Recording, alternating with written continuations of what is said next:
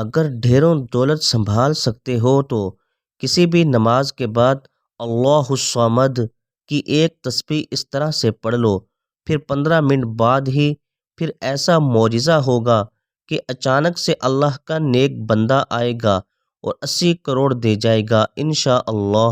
بسم اللہ الرحمن الرحیم۔ السلام علیکم ورحمۃ اللہ وبرکاتہ۔ محترم ناظرین کرام، اگر آپ بھی دولت سنبھال سکتے ہو تو کسی بھی نماز کے بعد یہ چھوٹا سا وظیفہ پڑھ لیں اور خود ہی اپنی زندگی میں رزق کا، مال و دولت کا طوفان لے آئیں۔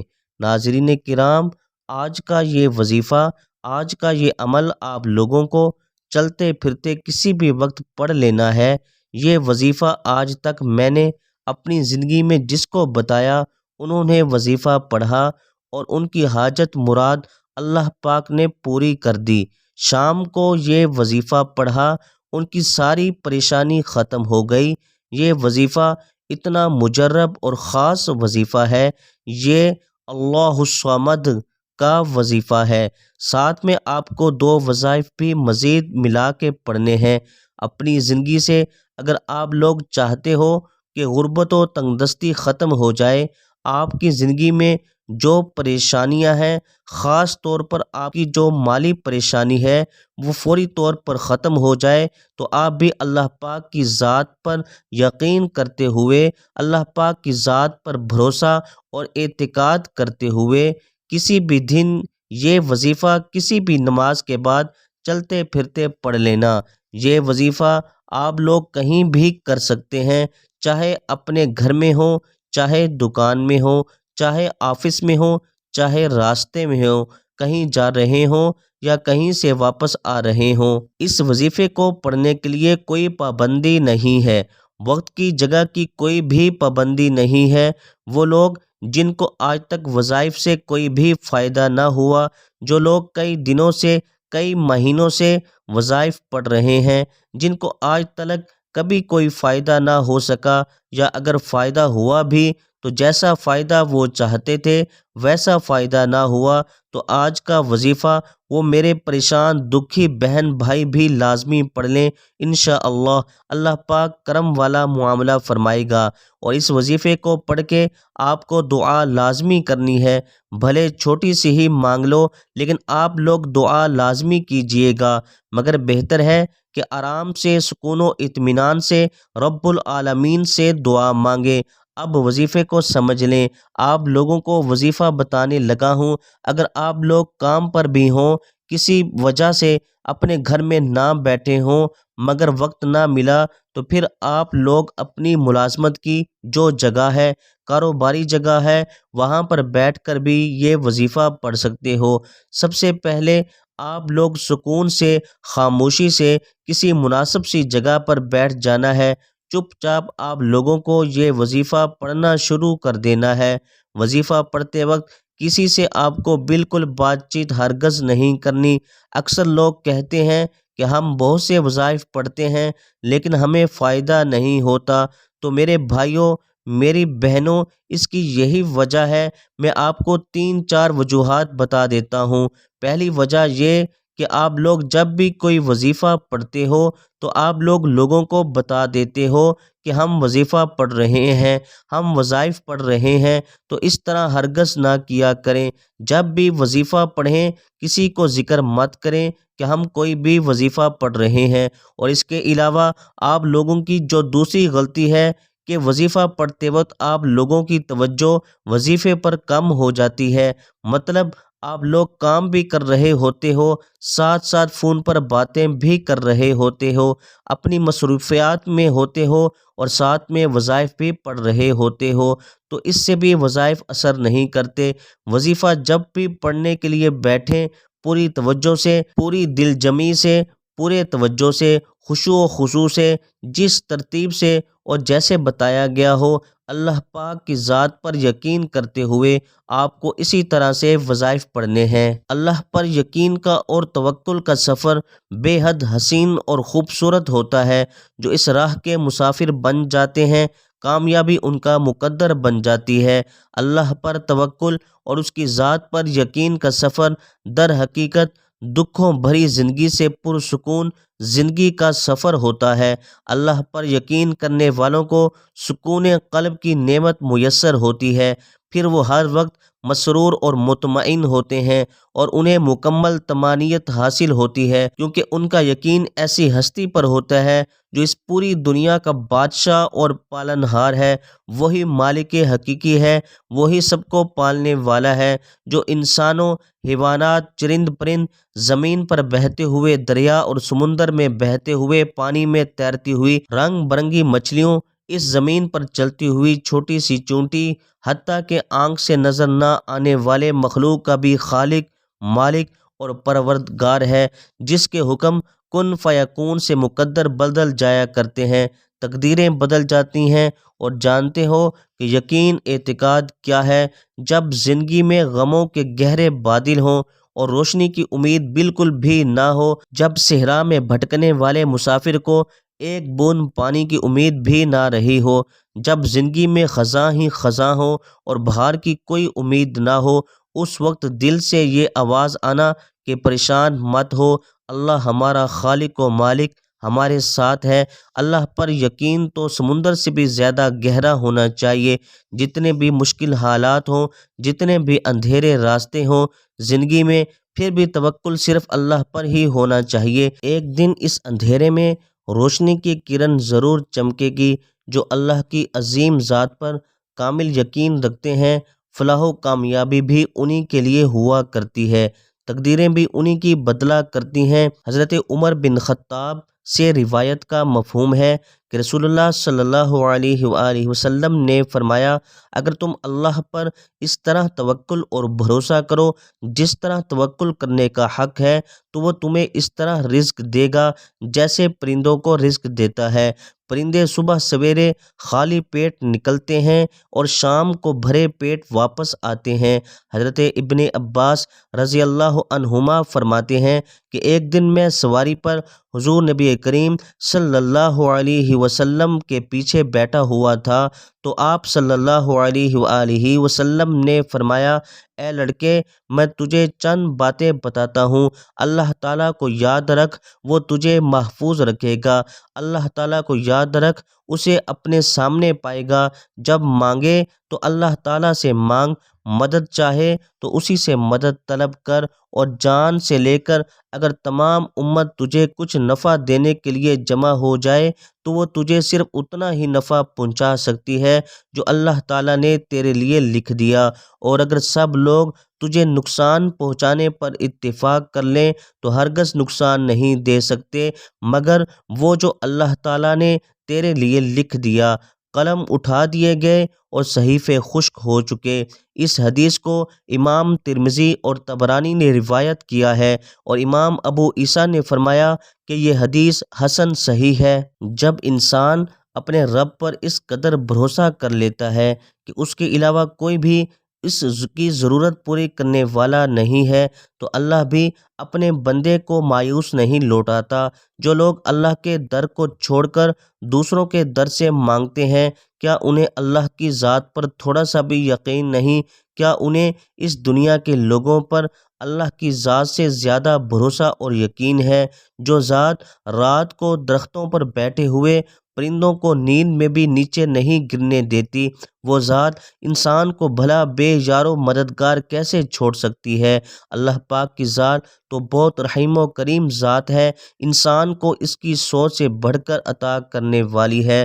اللہ تو فرماتا ہے، اے میرے بندو، مجھ سے مانگو میں تمہیں عطا کروں گا، اور عطا بھی ایسا کہ انسان حیران رہ جائیں، لیکن ہم انسان ہی بے وفا ہیں جو در در پر جا کر سر جھکاتے ہیں، اللہ کو چھوڑ کر اللہ کے بنائے ہوئے بندوں سے مانگتے ہیں۔ اللہ پر یقین کے معاملے میں زیادہ سوچا مت کرو، بس اللہ تعالیٰ کی ذات پر آنکھیں بند کر کے یقین کر لیا کرو، کیونکہ یہی وہ راستہ ہے جو فلاح و کامیابی نصیب ہوتی ہے، یہی وہ راستہ ہے جہاں پر کامیابی انسان کا مقدر بن جاتی ہے، یہی وہ راستہ ہے جہاں دنیا اور آخرت سنور جاتی ہے۔ اللہ تو قادر مطلق اور بے نیاز ہے، انسان کی سب خواہشات پوری کرنے پر قادر ہے، بس اللہ کی ذات پر کامل یقین ہونا چاہیے۔ جب روشنی کی امید بھی نہ ہو، جب صحرا میں بھٹکنے والے مسافر کو ایک بوند پانی کی امید نہ ہو، جب زندگی میں دکھوں اور تکلیفوں، غموں کے بادل منڈلانے لگے ہوں، لیکن اس وقت بھی دل سے یہ آواز آنا کہ پریشان نہ ہو، اللہ ہے نا، وہی کارساز ہے۔ اللہ پر یقین تو سمندر سے بھی زیادہ گہرا ہونا چاہیے۔ جتنے بھی مشکل حالات ہوں، جتنے بھی اندھیرے ہوں زندگی میں، پھر بھی توکل صرف اللہ پر ہونا چاہیے کہ ایک دن اس اندھیرے میں روشنی کی کرن ضرور چمکے گی انشاءاللہ۔ جو اللہ کی عظیم ذات پر کامل یقین رکھتے ہیں، فلاح و کامیابی بھی انہی کے لیے ہوا کرتی ہے، تقدیریں بھی انہی کی بدلا کرتی ہیں۔ اللہ کی ذات پر یقین اور بھروسہ حضرت ابراہیم علیہ السلام جیسا ہونا چاہیے، جن کے توکل کے ذریعے آگ ٹھنڈی کر دی گئی۔ اللہ پر توکل حضرت موسیٰ علیہ السلام جیسا ہونا چاہیے، جو دریا میں بھی راستہ بنوا دیتا ہے۔ اللہ پر توکل تو یوسف علیہ السلام کو یعقوب علیہ السلام سے ملوا دیتا ہے۔ اللہ پر توکل تو شدید طوفان میں بھی کشتی نوح علیہ السلام کو پار لگا دیتا ہے۔ تو کیا ہم اپنے رب پر توکل نہیں کریں گے، جو ناممکن کو ممکن کر دینے کی قدرت رکھتا ہے؟ ہمیشہ اپنی عقل سے زیادہ اللہ کی ذات پر بھروسہ کرو، کیونکہ اللہ پر پختہ یقین سخت اندھیرے میں بھی روشنی پیدا کر دیتا ہے۔ اللہ پاک کہیں نہ کہیں سے راستہ نکال ہی دیتا ہے، کیونکہ اللہ پاک اپنے بندوں کو پریشان نہیں دیکھ سکتا۔ وہ تو ایسی جگہوں سے انسان کو نوازتا ہے کہ انسان تصور بھی نہیں کر سکتا۔ سچے دل سے مانگی کی دعائیں قبولیت کا باعث بنتی ہیں۔ اگر اللہ پر یقین پختہ ہو جائے تو معاشرے سے بہت سے گناہوں کا خاتمہ ہو جائے۔ اگر اس بات پر یقین آ جائے کہ قسمت میں لکھا ہوا رزق کسی دوسرے کے پاس نہیں جا سکتا، تو کبھی انسان دوسرے کے حق پر ڈاکہ نہ ڈالے، کبھی قتل جیسا کبیرہ گناہ نہ ہو، کبھی یتیموں کا مال نہ کھاؤ۔ حضرت عبداللہ بن مسعود سے روایت ہے کہ نبی کریم صلی اللہ علیہ وسلم نے فرمایا، بلا شبہ سچ نیکی کی طرف رہنمائی کرتا ہے اور نیکی جنت کا راستہ دکھاتی ہے۔ آدمی سچ بولتے بولتے صدیق لکھا جاتا ہے، جبکہ جھوٹ برائی کی طرف رہنمائی کرتا ہے، برائی آگ کا راستہ دکھاتی ہے۔ اور آدمی جھوٹ بولتے بولتے کذاب، بہت جھوٹ بولنے والا لکھا جاتا ہے۔ جب بندے کو اس بات کی معرفت حاصل ہو جائے کہ گناہ کا نقصان بہت بڑا ہے، گناہ بندے اور اس کے محبوب کے درمیان رکاوٹ ہے، تو وہ اس گناہ کے ارتکاب پر ندامت اختیار کرتا ہے اور اس بات کا قصد ارادہ کرتا ہے، میں گناہ کو چھوڑ دوں گا، آئندہ نہ کروں گا، اور جو پہلے کیے ان کی وجہ سے میرے اعمال میں جو کمی واقع ہوئی اسے پورا کرنے کی کوشش کروں گا۔ تو بندے کی اس مجموعی کیفیت کو توبہ کہتے ہیں۔ علم، ندامت اور ارادے، ان تینوں کے مجموعے کا نام توبہ ہے، لیکن بسا اوقات ان تینوں میں سے ہر ایک پر بھی توبہ کا اطلاق کر دیا جاتا ہے۔ لیکن ناظرین کرام، اہم بات یہ بھی ہے کہ ہم میں سے بہت سی لوگ ایک طرف تو مختلف وظائف پڑھتے رہتے ہیں، مگر ساتھ میں گناہوں کے کام بھی کرتے ہیں، جھوٹ بولتے ہیں، غیبت کرتے ہیں، اس طرح کے بے شمار جانے انجانے میں گناہ کرتے ہیں۔ تو اس سے بھی آپ لوگ خود سمجھنا چاہیے کہ آپ لوگ ایک طرف گناہوں کے کام کر رہے ہیں، ساتھ میں وظائف بھی پڑھ رہے ہیں، تو آپ کے وظیفے جو ہیں وہ کیسے اثر کریں گے؟ تو ان چیزوں کا خیال رکھیں، نماز کی پابندی لازمی کریں۔ آپ لوگ کہتے ہیں کہ ہم نماز نہ پڑھیں اور صرف وظائف پڑھیں، تو اس سے بھی آپ لوگوں کو کوئی فائدہ نہ ہوگا۔ نماز کی 5 وقت کی پابندی لازمی کریں، قرآن پاک بھی جتنا ہو سکے تلاوت کریں۔ آج کا وظیفہ آپ لوگوں کو میں بتانے لگا ہوں، اگر اپنے گھر میں ہوں یا جہاں کہیں بھی موجود ہوں، میرے بھائی اور میری بہنیں، پہلے تو سکون سے کہیں مناسب جگہ پر بیٹھ کر ایک مرتبہ بسم اللہ الرحمن الرحیم پڑھیں، پھر 3 مرتبہ درود پاک پڑھ کے یہ وظیفہ پڑھنا شروع کر دینا۔ صرف 3 مرتبہ کوئی سا بھی درود پاک پڑھ لینا، درود ابراہیمی پڑھ لینا، صلی اللہ علیہ وآلہ وسلم پڑھ لینا، صلی اللہ علی محمد پڑھ لینا۔ جو درود پاک آپ پڑھنا چاہو، کم سے کم آپ کو 3 مرتبہ لازمی پڑھ لینا ہے۔ ایک مرتبہ میرے ساتھ بھی درود پاک پڑھ لیں تاکہ ثواب ہو۔ اللہم صلی علی محمد وعلی آل محمد كما صليت على إبراهيم وعلى آل إبراهيم إنك حميد مجيد. اللهم بارك على محمد وعلى آل محمد كما باركت على إبراهيم وعلى آل إبراهيم إنك حميد مجيد.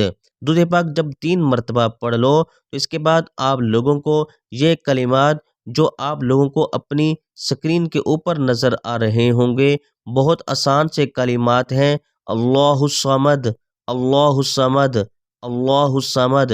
اس طرح اس وظیفے کو آپ جس طریقے سے اور جس طرح میں پڑھ کر سنا رہا ہوں اسی طریقے سے آپ کو یہ وظیفہ پڑھنا ہے. پھر 3-4 وظائف ملا کے ایک چھوٹا سا عمل کر لینا ہے. یہ عمل جیسا کہ میں نے پہلے بھی آپ کو بتایا ہے کہ بہت ہی مختصر سا عمل ہے اور نہایت ہی آسان سا عمل ہے. آسان اتنا کہ یہ عمل کوئی چھوٹا 6-7 سال کا بچہ بھی بڑے سکون سے، بڑے اطمینان سے یہ عمل کر لے.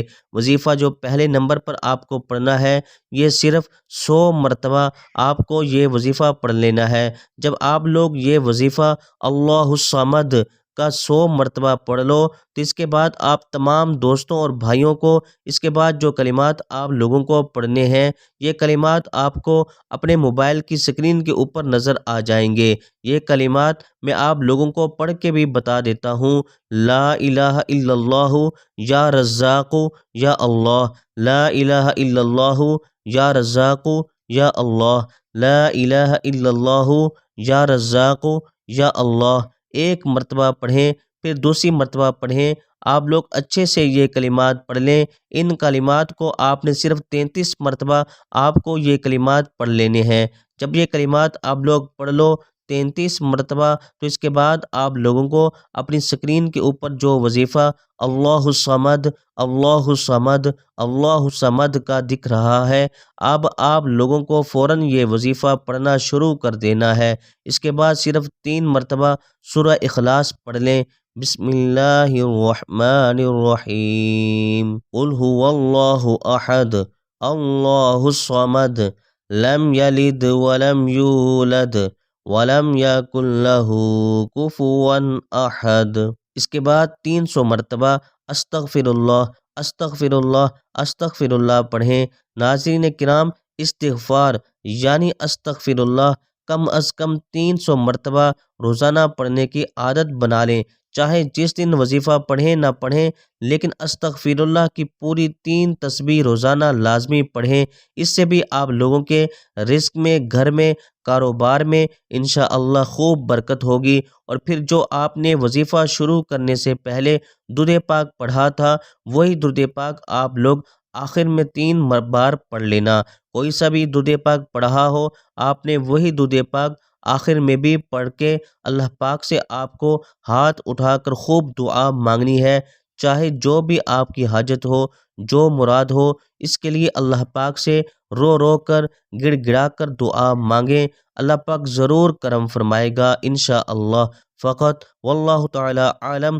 اللہ تعالی ہم سب کا حامی و ناصر ہو. السلام علیکم ورحمۃ اللہ وبرکاتہ. ناظرین، حصول برکت کے لیے اللہ تعالیٰ کے 99 ناموں میں سے ایک نام ضرور لکھیں.